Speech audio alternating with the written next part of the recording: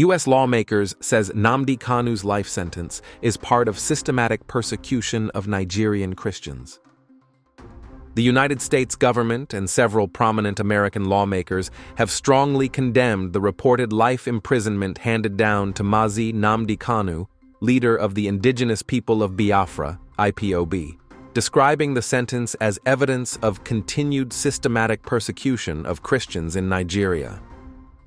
In a statement released by members of the U.S. House Subcommittee on Global Human Rights and International Organizations, Representatives Chris Smith, Henry Cuellar, and others asserted that the Nigerian government's treatment of Kanu fits into a broader pattern of targeted repression against Christian communities in the country, particularly those in the southeast who are predominantly Igbo and Christian. The lawmakers pointed to what they called credible reports from international human rights monitors, including Amnesty International and the U.S. Commission on International Religious Freedom, USCIRF, which have documented rising violence against Christians in northern and middle belt regions of Nigeria, alongside the prolonged detention and trial of Kanu on charges of terrorism and treasonable felony.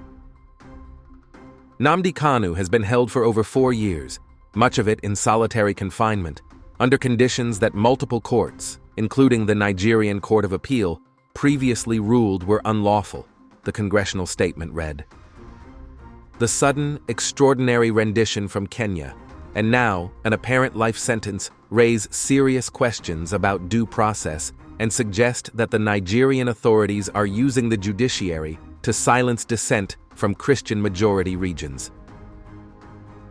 Although the Nigerian government has consistently maintained that Kanu's prosecution is strictly a criminal matter related to alleged incitement of violence and operation of an illegal broadcast station, Radio Biafra, U.S. critics argue that the case has unmistakable religious and ethnic dimensions.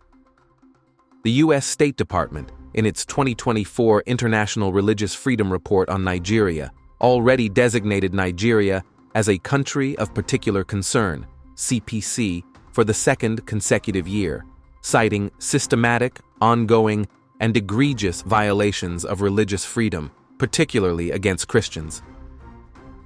Sources on Capitol Hill say the reported life sentence, if confirmed by official court records, is likely to trigger fresh calls for targeted sanctions against Nigerian officials deemed responsible for human rights abuses, as well as a possible suspension of certain categories of U.S. security assistance. The Nigerian federal government has not yet issued an official response to the American criticism at the time of filing this report.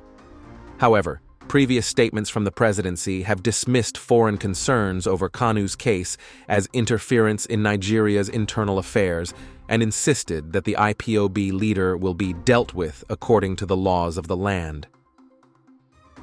Mazi Nnamdi Kanu, a British-Nigerian dual citizen, has been a polarizing figure since launching IPOB's campaign for an independent Biafra state in the predominantly Christian southeast.